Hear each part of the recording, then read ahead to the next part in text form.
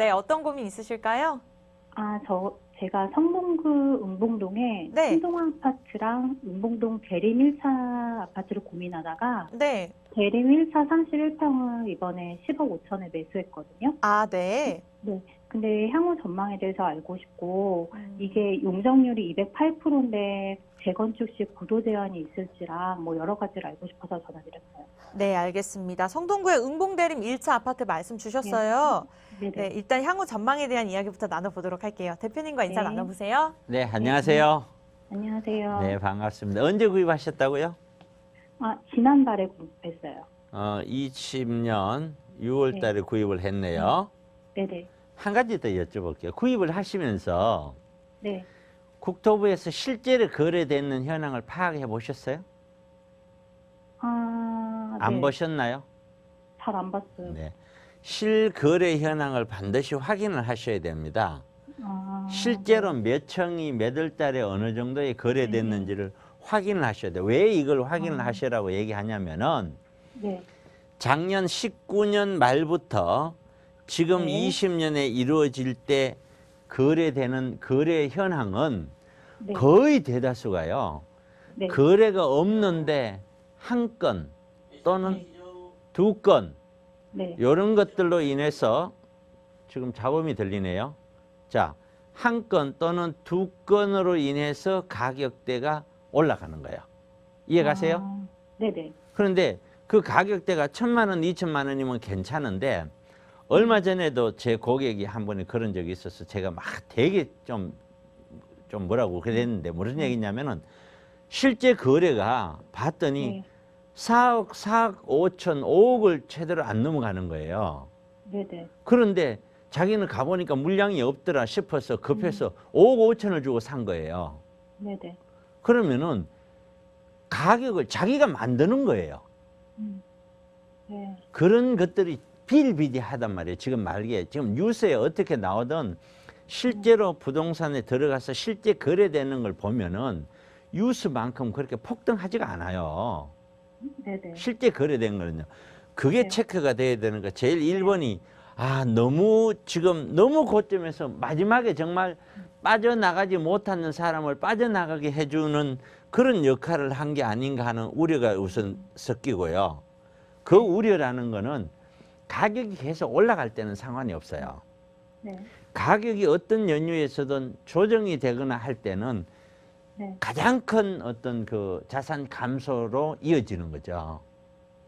그게 첫 번째고, 네. 두 번째는 이게 대충 얼마에 구입하셨어요? 10억 5천. 10억이에요. 자, 10억 10억, 5천인데 예. 지금 주위보다는 아직 좀 예. 낮거든요. 가격이. 예, 10억이라고 보고요. 네. 그럼 얘는 이제 결국에는 재건축을 바라봐야 되는데 아까 이제 잘 네, 말씀하셨어요. 맞아요. 얘가 200%가 넘는 용적률이 있단 말이에요.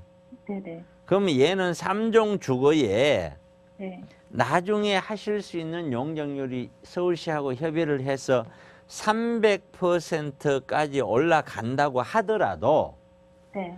기부 체납이나 어떤 형태로든 늘어나는 용적률에 대해서 임대주택을 준다는 건 뭔가 혜택을 줘야 돼요. 네네. 그거를 주고 나면 실제 용적률은 맥시멈 270이라고 보시면 돼요. 네.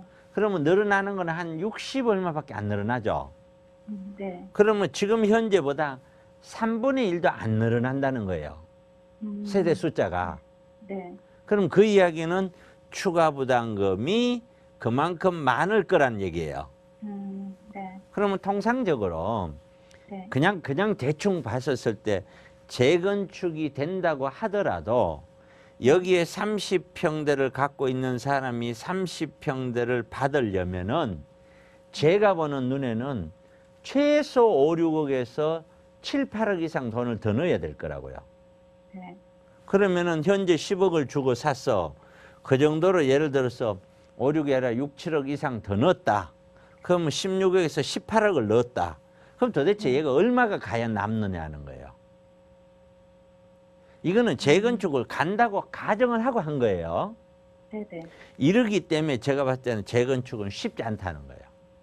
근데 지금 은봉 1구역이 재개발 경관심사를 통과했거든요, 어저께. 그거는 재개발이고요.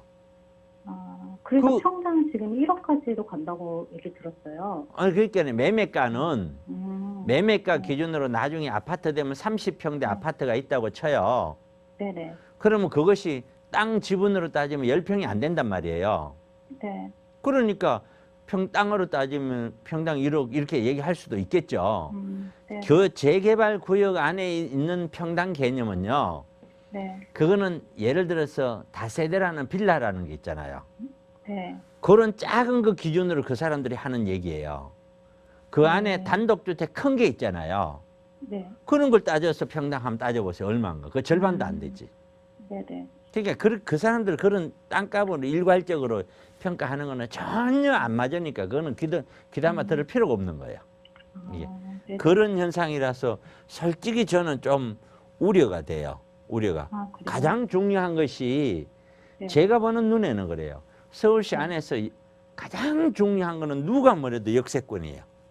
네. 어느 동네에 있든 일단 역에서 가까우냐 안 가까우냐가 가장 네. 1번이더라. 일반적으로. 네. 네. 그 다음에 무슨 뭐 교육이니 뭐니 이런 것이고. 그래서 제가 볼 땐 근데 얘는 여기 역에서 3분 거리고 바로 앞에 학교가 있거든요. 그거는 응봉역이고요. 네. 응봉역을 얘기한 일반적으로 어떤 역, 우리가 서울 시내의 지하철 중에 2호선하고 네. 9호선이나 5호선하고 6호선하고는 똑같은 노선이라도 그 효과가 완전히 다르죠.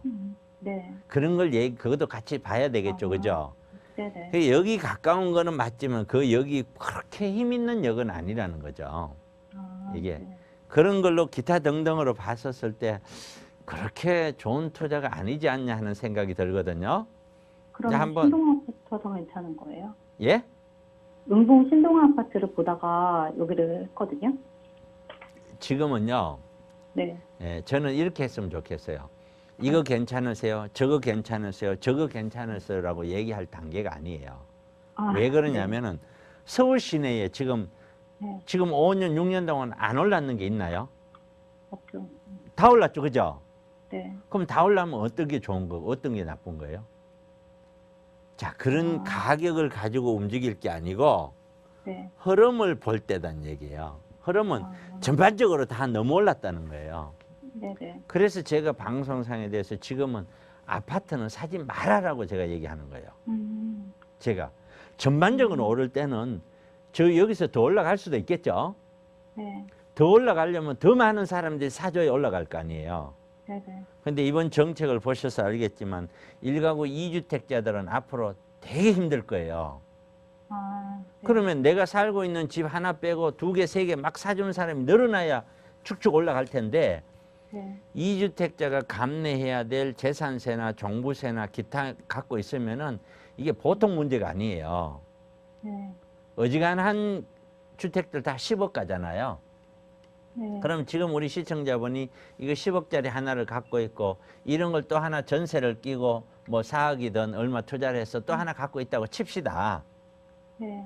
그 정도 갖고 있으면 1년에 종부세만 재산세하고 종부세만 따져갖고 1년에 얼마 나올지는 몰라도 7, 8에서 1,000만 원 이상 나올 수도 있어요. 네. 그런 상황인데 그걸 다 감내를 하면서 취득세도 2배, 3배가 2배, 3배가 아니죠. 기존에 1%였던 게 지금 8%, 12% 올리고 자 종부세 재산세도 늘리고 거기다가 양도소득세도 더 높이고 남는 게 하나도 없는데 2주택, 3주택 가질 이유가 없잖아요. 네. 그러니까 다주택자들은 어떻게든 지금 정부가 쓰는 이 정책을 못 쓰게 돼야 다주택자들이 유리한 거예요. 만약에 정부가 이번에 발표한 거를 국회를 통과시키고 그대로 시행을 하면은 다주택자들은 제가 봤을 때는 거의 죽음이에요. 거의. 그러니까 제가 사지 말라고 하는 거니까 어느 네. 아파트가 좋으냐 이런 거는 사실상은 큰 논의의 대상이 아니고 그거는 천천히 사태를 지켜보는 것이 좋아요. 예, 위치나 그렇게 이런 말씀을 거는- 드릴게요. 네네, 알겠습니다. 네.